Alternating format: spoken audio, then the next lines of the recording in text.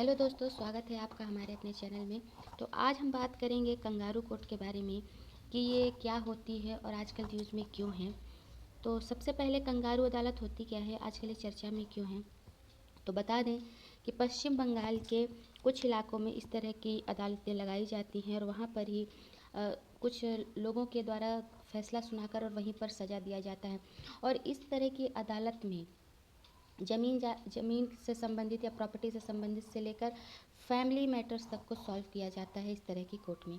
तो अभी हालिया में तृणमूल कांग्रेस टीएमसी के कद्दावर नेता के भाई के खिलाफ भाई खालिद को पुलिस ने गिरफ्तार कर लिया है। उसके खिलाफ सुजाली ग्राम पंचायत इस्लामपुर के उत्तरी दिनाजपुर जिलों में कंगारू अदालतें आयोजित करने के आरोप में कई शिकायतें दर्ज की गई हैं। तो ये पश्चिम बंगाल में आज अब हालिया में इस तरह के केस देखा गया है, जिसकी वजह से ये कंगारू अदालत बहुत ही ज़्यादा हाईलाइट हो गया है।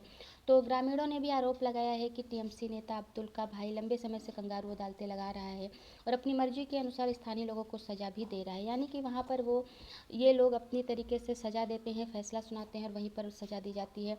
ऐसे ही कई केस हुए हैं जिसमें एक कपल को बहुत ही बुरी तरह से मारा पीटा गया था और एक महिला के साथ भी इसी तरह का व्यवहार किया गया था। तो ये जो कंगारू है ये अदालत से जुड़ा हुआ है और आप लोगों के लिए शब्द भले ही नया हो, लेकिन उत्तर और दक्षिण बंगाल का शायद ही कोई इलाका हो जो इस असंवैधानिक परंपरा से अछूता रह गया। यानी ये अभी आजकल अगर जो न्यूज़ में है तो आप लोगों को लगेगा कि ये किस तरह की अदालत है, लेकिन ये बहुत ही समय से, काफ़ी समय से ये चला आ रहा है। बहुत सारे इलाकों में हो रहा है पश्चिम बंगाल के, यहाँ तक कि बहुत सारी जगहों पर इस तरह की अदालतें होती थी। तो कंगारू कोर्ट वास्तव में होती क्या है, सबसे पहले तो हम ये समझ लेते हैं। तो कंगारू कोर्ट वो है जो किसी अपराध या दुराचार के संदिग्ध व्यक्ति का ट्रायल करता है, खासकर अच्छे सबूत के बिना। यहाँ पर इस सबूत की कोई ज़रूरत नहीं होती है, ये अपने आप ही इस तरह के संदिग्ध जो केस होते हैं उनका ट्रायल करता है।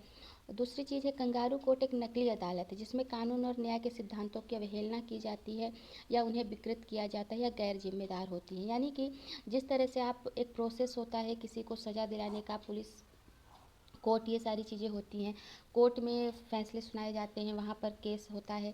तो ये इस तरह का एक नकली अदालत है जिसमें कानून और न्याय के सिद्धांतों की अवहेलना होती है। यहाँ पर कोई भी न्याय यानी जो कानून में जो होता है उस तरह की कोई भी प्रोसेस नहीं होती है, कुछ लोगों के द्वारा सिर्फ आयोजित की जाती है। तो पश्चिम बंगाल सहित देश भर में कानून और सरकार का शासन चल रहा है, लेकिन पश्चिम बंगाल के ग्रामीण इलाकों में कंगारू अदालतों का अत्याचार आज भी सुनाई दे रहा है। आप देखते होंगे कि जो भी आप केस होता है वो उसके लिए हम कोर्ट में जाते हैं, लेकिन यहाँ पर पश्चिम बंगाल के कुछ अगर जो ग्रामीण इलाकों में देखा जाए तो ऐसा कुछ भी नहीं है। वहाँ पर ये कंगारू अदालतें चल रही हैं जो कि कुछ बड़े बड़े लोगों के द्वारा ही ये आयोजित की जाती है। अब स्थानीय भाषा में इसे सालिसी सभा कहा जाता है। लोगों के बीच में इस सभा का खौफ इतना ज़्यादा होता है कि कोई भी किसी अदालत में इसके फैसलों को चुनौती नहीं देता है। सालिसी सभा फैसला भी करती है और सजा भी देती है। जैसे कि जो हम बात कर रहे हैं कंगारू कोर्ट के बारे में, तो पश्चिम बंगाल के जो जिन इलाकों में इस तरह की कंगारू अदालतें होती हैं वहाँ के स्थानीय भाषा में इसे सालिसी सभा भी कहा जाता है। यानी कंगारू कोर्ट को सालिसी सभा भी कहा जाता है। और इसका खौफ इतना ज़्यादा है आज भी ग्रामीणों में कि बहुत सारे लोग या तो इसके खिलाफ अगर जो बयान देते भी हैं तो वो अपने बयान से पलट जाते हैं, या बहुत सारे लोग पलायन कर जाते हैं वहाँ से इस तरह के अत्याचार ना सहने के लिए। तो कंगारू शब्द पहली बार कब सामने आया और इसे क्यों चुना गया। तो अब ये कंगारू अदालत सबसे पहले आया क्यों, इस तरह का शब्द चुना क्यों गया। तो कंगारू अदालतें पहली बार 1849 के कैलिफोर्निया गोल्ड रश के समय संयुक्त राज्य अमेरिका में दिखाई दी और इस शब्द का इस्तेमाल पहली बार दक्षिण पश्चिमी राज्य अमेरिका में किया गया था। तो आपको बता दें कि सबसे पहले कंगारू अदालतें 1849 के कैलिफोर्निया गोल्ड रश के समय संयुक्त राज्य अमेरिका में दिखाई दी थी। भारत में कंगारू कोर्ट शब्द का प्रयोग क्यों किया जाता है, तो हम ये भी देख लेते हैं। भारत में कंगारू कोर्ट शब्द का उपयोग सोशल और ऑनलाइन मीडिया के बढ़ते प्रभाव से संबंधित है जो बहुत प्रभावी ढंग से विनियमित नहीं है। इसका उपयोग उन मामलों में निर्णय देने के लिए किया जा रहा है जो कानून की अदालत के समक्ष हैं, और कंगारू न्यायालयों के ऐसे फैसले आमतौर पर उस व्यक्ति की जातीयता, धर्म और लिंग पर आधारित होते हैं जिस पर ऐसी अदालतों द्वारा मुकदमा चलाया जा रहा है। आपने देखा होगा बहुत सारे न्यूज़ चैनल्स हैं जो कि कोई अपराधी है या नहीं उसके पहले ही न्यूज़ में इतनी ज़्यादा उस चीज़ को हाईलाइट किया जाता है, उसके बारे में बात किया जाता है कि वो व्यक्ति ही गुनहगार है, इस तरह से पूरा प्रिटेंड किया जाता है। तो ये भारत में कंगारू कोर्ट शब्द का इस तरह से भी प्रयोग किया जा रहा है, यानी आजकल जो सोशल मीडिया है, ऑनलाइन माध्यम हैं, आपके न्यूज़ चैनल हो गए, बहुत सारे लोग जो न्यूज़ देते हैं, तो वो उसके पर्पस में भी आप कंगारू अदालत को ऐसा बोल सकते हैं। अब कंगारू अदालत एक समस्या भी बन गई है, तो इसके लिए आपको बता दें कि पूर्व मुख्य न्यायाधीश NV रमन्ना ने क्या कहा था। तो उन्होंने कहा था कि इस तरह के कंगारू कोर्ट से देश के लोकतंत्र को खतरा है। इस तरह से दिए जा रहे फैसलों से बचने की ज़रूरत है। इसके अलावा भी कई लोग कंगारू कोर्ट पर आपत्ति जता चुके हैं।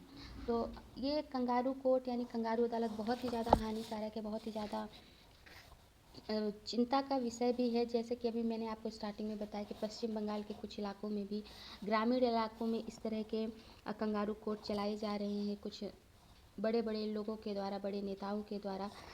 तो ये बहुत ही ज़्यादा चिंता का विषय है।